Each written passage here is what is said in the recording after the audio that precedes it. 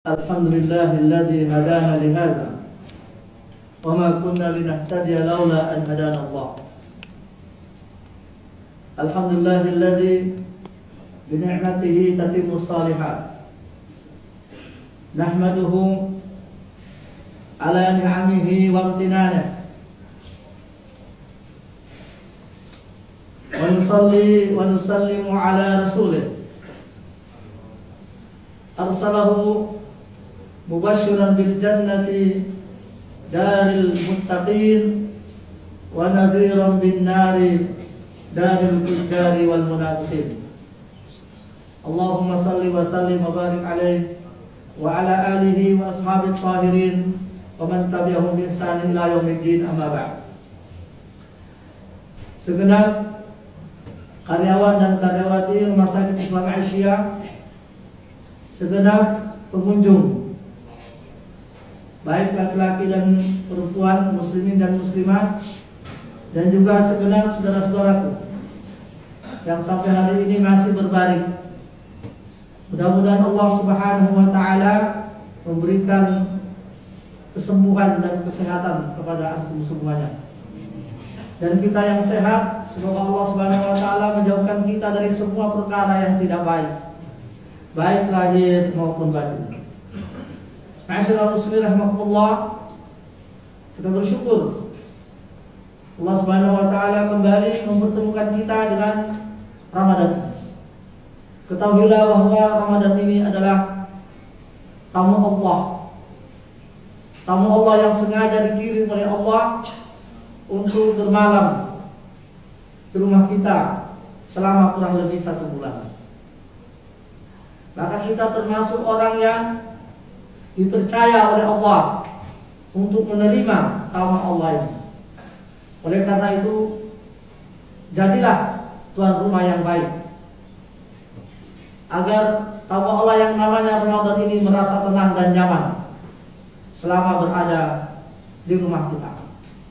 Ma'asyiral muslimin rahimakumullah, jika kita kedatangan tamu, seorang pejabat misalnya, tidak usah tinggi-tinggi, cukup saja seorang kades, seorang kepala desa, sungguh kita sangat bahagia karena kita dihargai, rumah kita dikunjungi.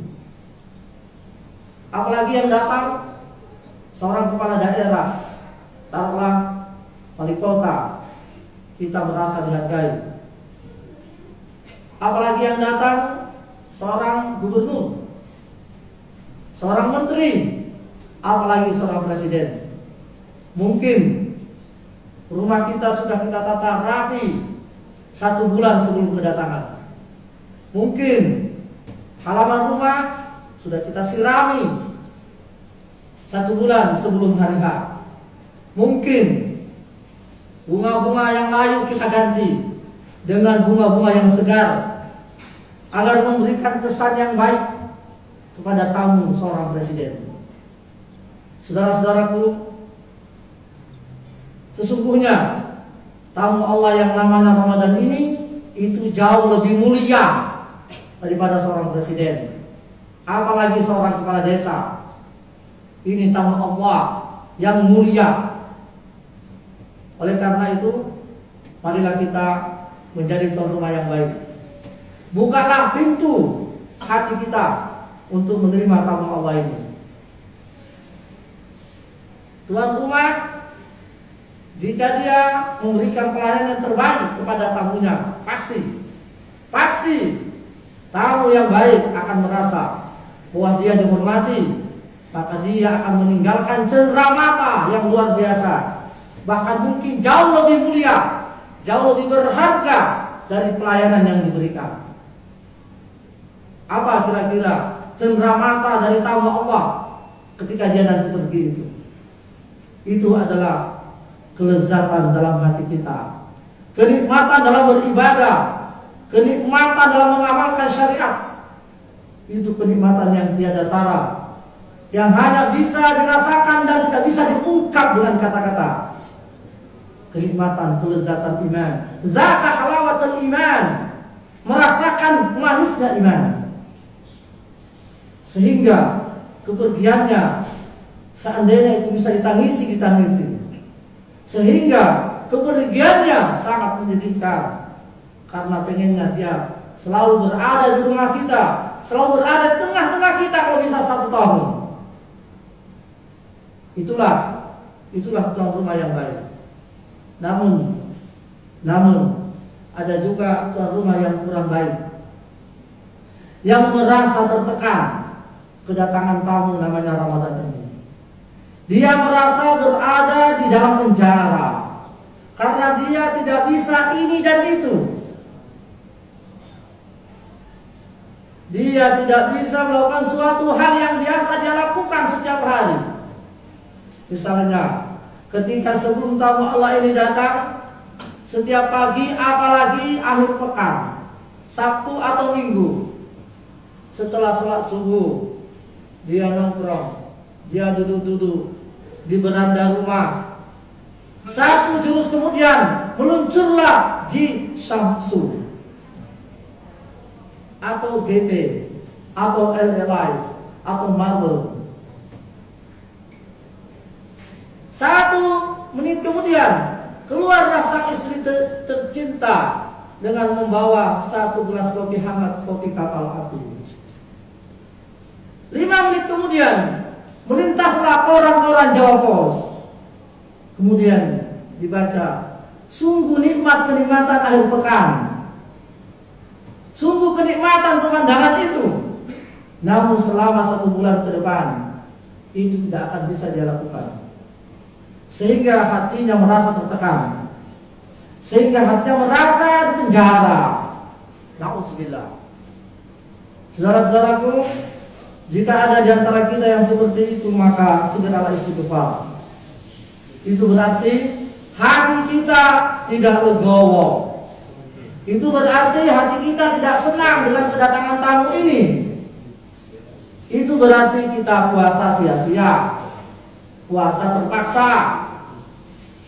Maka kata Rasulullah sebagaimana dalam hadis, banyak orang yang berpuasa, kata Nabi, tidak mendapati dari puasanya itu kecuali rasa lapar dan dahaga. Hanya gugur kewajiban.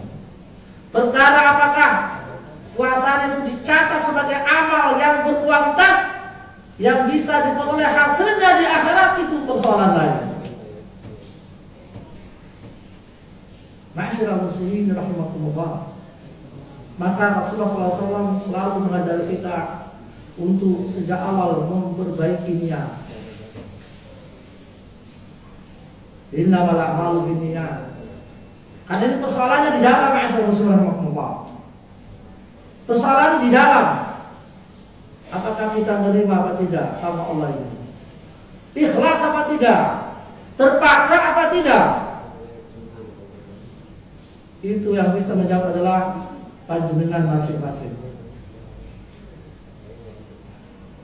Makanya setiap awal Ramadan kita selalu diingatkan dengan firman Allah, ya ayyuhalladzina amanu kutiba alaikumus shiyam kama kutiba alal ladzina min qablikum la'allakum tattaqun. Wahai orang beriman, sungguh telah diwajibkan atas kalian berpuasa seperti telah diwajibkan kepada orang-orang sebelum kalian, agar kalian la'allakum menggapai derajat takwa. Namanya la'alla itu bahasa Arab, artinya agar menggapai. Memang itu artinya proses. Setiap tahun datang Ramadan sebaiknya 1 tangga kita naik. Datang Ramadan 1 tangga naik lagi. Jangan sampai tidak naik tangga atau turun sama sekali, waliyadzubillah. Nah, pertanyaannya, Ramadan ini sudah berkali-kali datang. Mungkin di antara kita ada yang sudah 50 kali. Ya. Mungkin ada yang sudah 60 kali. Artinya sudah 60 tahun ke atas. Ya. Mari kita bertanya kepada diri kita masing-masing, saudara sekalian. Apakah Ramadan datang silih berganti itu meninggalkan bekas atau tidak? Apakah hanya rutinitas? Masyaallah, kita ini bukan robot. Kita ini manusia, punya perasaan. Kita ini manusia punya kemampuan untuk lebih baik. Kita punya potensi untuk naik tingkat, untuk naik tangga ke derajat yang lebih tinggi. Masyarakat muslim rahmatullah, maka ada beberapa barangkali langkah-langkah yang baik agar puasa ini, Ramadan ini lebih bermakna, berbeda dengan Ramadan sebelumnya. Yang pertama, Bapak Ibu sekalian, seperti wasiat Mu'adz bin Jabal radhiyallahu anhu, ya mungkin sedikit tentang Mu'adz. Mu'adz ini adalah sahabat Nabi yang mulia. Beliau adalah masih muda umurnya, dikirim sebagai dai ke Yaman. Dan beliau bukan sembarang dai, karena dikirim ke masyarakat yang terpelajar. Bukan petani, bukan guru, bukan nelayan, tapi komunitas terpelajar, membaca dan menulis. Rasulullah memilih Mu'adz bin Jabal. Rasulullah tidak memilih Abu Bakar yang lebih senior, tidak memilih Umar yang lebih senior, tidak memilih Ali bin Abi Thalib yang lebih senior, tapi Mu'adz bin Jabal. Karena beliau tahu inilah manusia yang pas. Itu dikirim di Yaman menjadi dai. Dan sejarah mencatat ketika Rasulullah meninggal, beliau masih di Yaman, masih di medan dakwah. Jadi beliau belum sempat menyaksikan jasad manusia yang paling mulia untuk terakhir kali kan. Beliau tidak sempat mensolati jenazah manusia paling mulia karena beliau masih ada di Yaman. Beliau kembali dari Yaman, Rasulullah sudah diturun. Ketika pemerintahan Umar bin Khattab radhiyallahu anhu, beliau menjadi wali gubernur di Syam. Nah, ketika beliau menjadi gubernur, terjadilah pandemi. Tapi bukan COVID-19 seperti yang dulu, tapi amwas namanya, sama, pandemi juga. Dan beliau komitmen dengan wasiat Nabi. Kata Nabi, kalau terjadi pandemi dan engkau ada di sana, jangan keluar. Ya, ini diadopsi oleh Barat. Dan orang di luar zona jangan masuk. Dan contoh yang nyata adalah Mu'adz bin Jabal radhiyallahu anhu. Beliau meninggal dalam kondisi dalam kondisi pandemi. Nah, itu contoh. Namun yang ingin kita ambil dari Mu'adz ini adalah pesan beliau terakhir menjelang meninggal. Karena para ulama dahulu itu selalu berwasiat, baik itu wasiat dalam bentuk harta ataupun dalam bentuk ilmu. Mu'adz bin Jabal ini karena beliau gak punya apa-apa, tidak punya harta untuk diwasiatkan 30% untuk aitam atau orang-orang fakir dan sebagainya. Beliau hanya wasiat ilmu, dan ilmunya insya Allah sangat bermanfaat. Apa kata beliau? Wahai murid-muridku, jika kalian melakukan suatu ibadah apa saja, apakah sholat, apakah zakat, apakah haji, apakah umrah, apakah puasa Ramadan, jadikanlah amal ibadah yang sedang kalian laksanakan itu ibaratnya ibadah yang terakhir. Mungkin Anda tidak akan mendapatkan lagi pada kesempatan berikutnya. Seandainya Ramadan yang sekarang kita jalani ini kita jadikan ibaratnya adalah Ramadan yang terakhir, bukan berarti kita berniat mau mati setelah Ramadan ambil pisau bunuh diri, bukan begitu maksudnya. Tapi kita nggak tahu siapa yang menjamin di antara kita akan hidup Ramadan berikutnya. Tidak ada. Itu rahasia Allah Subhanahu wa taala. Nah, karena kita tidak tahu kapan kita meninggal, karena kita tidak tahu apakah kita akan berjumpa dengan Ramadan selanjutnya, maka apa salahnya kita maksimalkan apa yang ada. Jadikanlah Ramadan itu adalah terakhir bagimu, maka engkau akan memaksimalkan. Ibaratnya dalam pertandingan sepak bola, Bapak Ibu sekalian. Mungkin teman-teman di sini suka sepak bola Liga Primer. Apalagi baju dipakai adalah The Blue Sky, tim biru langit Manchester City. Ya, masih ingat tanggal 13 Mei 2012, penantian 44 tahun The Blue Sky di masa injury time di mana antara kedua klub Manchester sama nilainya, yang membeda hanyalah selisih gol. Saya ingat itu angkanya 89. The Red Devils atau Manchester United itu juga nilainya 89, tapi dia kalah selisih dengan The Blue Sky yang saat itu sudah diambil alih oleh pengusaha Dubai namanya Mansur bin Zaid Al Nahyan. Saya hafal betul. Ya. Karena saya ulang terus itu, karena filosofinya luar biasa Bapak sekalian. Main di Etihad Stadium sampai menit ke 90 masih kedudukan 2-1 untuk Queensland Rangers. Sementara di Stadion Queen Elizabeth yang ada di Sunderland, gol tunggal oleh Rooney hampir memastikan The Red Devils juara. Karena di Etihad masih skor 2-1, kemenangan Queensland Rangers artinya Manchester yang di stadion sebelah sudah selesai. Pendukung Setan Merah sudah mulai tepuk tangan karena layar 2. 1 menit kemudian, pemain Muslim yang saya sangat bangga itu ada Edin Dzeko dari Bosnia itu, jangan lupa, itu Muslim, mencetak gol kedua, berimbanglah 2-2. Tapi masih kurang 1, masih tetap Manchester yang juara. Manchester United. Akhirnya detik-detik terakhir, menit ke 94, satu operan yang sangat luar biasa dari seorang Balotelli diselesaikan dengan baik oleh Sergio Aguero, dan Martin Tyler sebagai komentator mengatakan bisa Anda baca itu adalah kisah yang sangat luar biasa, momen yang sangat luar biasa, karena pertarungan sampai detik-detik dan penghabisan, sampai pada terakhir tidak tahu siapa yang menang. Akhirnya Manchester City. Apa yang kita ambil dari sini Bapak Ibu sekalian? Injury time itu sangat menentukan. Semua kita lihat bagaimana Roberto Mancini double plan, itu sudah pusing bagaimana ini. Kurang 4 menit. Di sana sudah selesai. Masih kurang 2 gol. Kerahkan semua. Akhirnya kemenangan Manchester City setelah 44 tahun.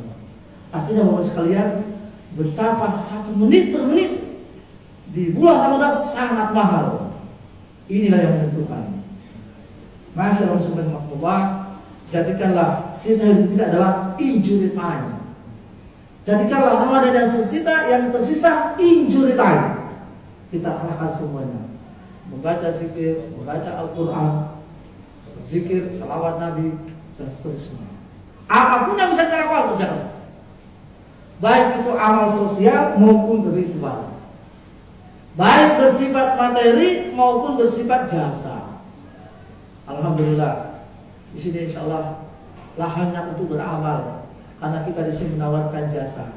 Selalu kami sampaikan ketika panjenengan mengurus orang sakit, pertama niati lillahi ta'ala, agar menjadi amal jariah. Masalah panjenengan dapat bulanan itu persoalan belakang, nomor 1 lillahi ta'ala. Nah, kalau orang itu sudah didasari ingin menolong, insya Allah dapat pahala. Tapi kalau panjenengan beramal, menawarkan jasa hanya untuk mohon maaf, bukan itu boleh. Kalau mendapatkan itu, maka hanya itu saja nilainya. Hanya itu saja nilainya. Apakah malaikat mencatat? Tak mesti. Maka lillahi ta'ala, niati untuk menolong orang, apalagi di bulan berkah.